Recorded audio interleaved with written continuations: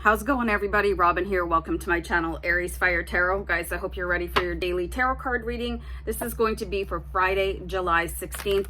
And the deck I use for Fridays is the Gilded Tarot. So I just had to intentionally slow myself down there because I talk really fast when I'm doing readings and it's probably annoying. But anyway, guys, welcome here. I hope you're doing great as we head into the weekend. Yeah, this is going to be for all Zodiac signs. So let's see what's going on for the collective energy.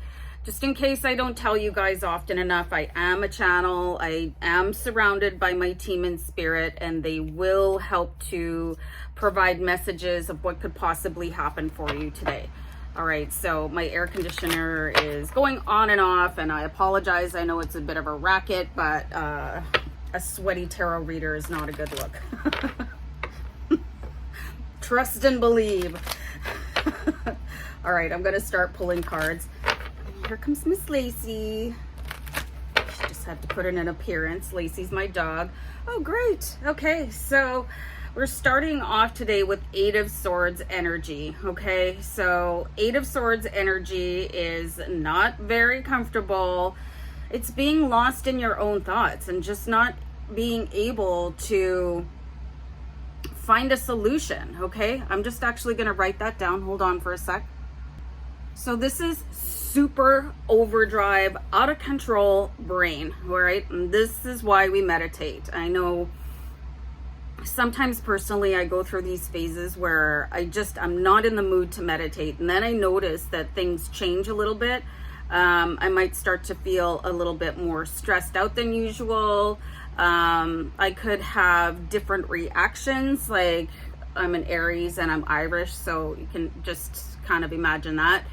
You know, the temper might flare up a little bit more easily. Just things are just not how you want your brain to be playing the game, right? So are you meditating enough? You know, what are you doing for yourself to help guide you out of this Eight of Swords? It's not a prison, it's a prison that you put yourself in, all right? So not the greatest energy over here for you to start off with. Very uncomfortable, and when your brain is overloaded, your body's overloaded, okay? And then you start to melt down, you know? So you got to take care of your brain. And I think I've mentioned this before, that your gut health is directly related to your brain health. And I've probably done videos on that, on Oracle Rising, how to eat clean, so that your brain, you know, and this is not the good side of your brain. This is like the side that you want to shut up, basically. You want it to pipe down so that you can navigate your life. So if you're in this phase, let's see what we can do to get out of it. Okay, well, this is very helpful. There are some next steps coming in for you with the Page of Wands. This is an indication of what kind of action you can take based on messages that you're receiving. But imagine trying to receive a message like this with your eyes covered and your hands are bound and too much thinking, you know, it's like wearing you down. So this could be a very helpful Aries, Leo, or Sagittarius energy coming in to help you with messages. That would be great. Are you going to be open to receive them? So you might want to look at things that you can do that will open you up to receiving, okay? So, and receiving anything. It doesn't have to be a specific thing.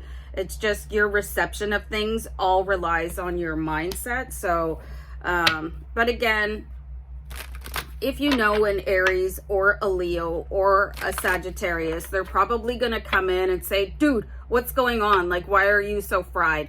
You know, snap out of it. You know what I mean? They'll really do something to sort of burn through that for you. Like, they're not gonna pretty things up, you know? So it'd be really beneficial if you have a friend. Sorry, I got one of these going on.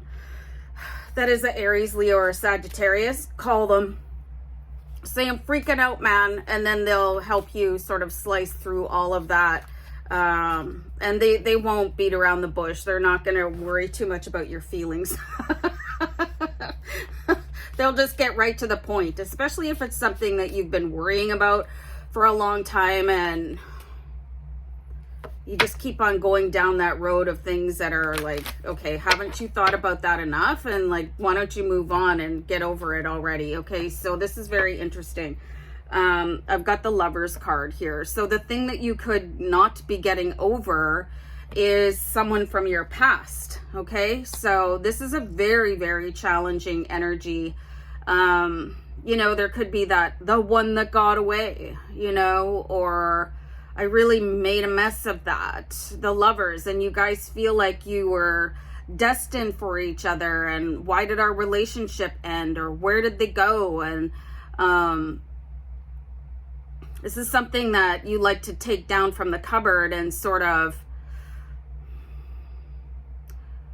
it's probably something that appears when you're already stressed about something else, okay? This Lovers card. And instead of focusing on what you need to focus on, your mind is going to gift wrap this and bring it into you. Hey, why don't you open this and, you know, chew on that for a little while? But it's actually a distraction from the reality in front of you. Okay, so it's worry on top of worry. And this is probably something that you're never, ever going to solve. This, like, why did a relationship break up, or why did you say the wrong thing or do the wrong thing, or why did somebody have to go to the other side of the veil and leave you? Those are not questions for the human mind, okay? These are questions for the universe. And the universe, as we all know, they say that God works in mysterious ways. The universe works in mysterious ways. We just don't know why this might have happened. So instead of focusing on the task at hand, you're bringing out a problem that is unresolvable to distract you. Okay, so that's very uncomfortable. And, you know, it's going to be a big challenge for you to actually look at that and say, well, that is what it is. And I need to start living in the now, or at least start focusing a little bit more on the type of future that I would like to see, instead of opening up that present from the past, okay? Because it's not really a gift. And just on the heels of what I was just saying, I pulled the Emperor card. So you could have a very, I'm seeing a strong Leo influence here, actually, with the Emperor card and the Page of Wands.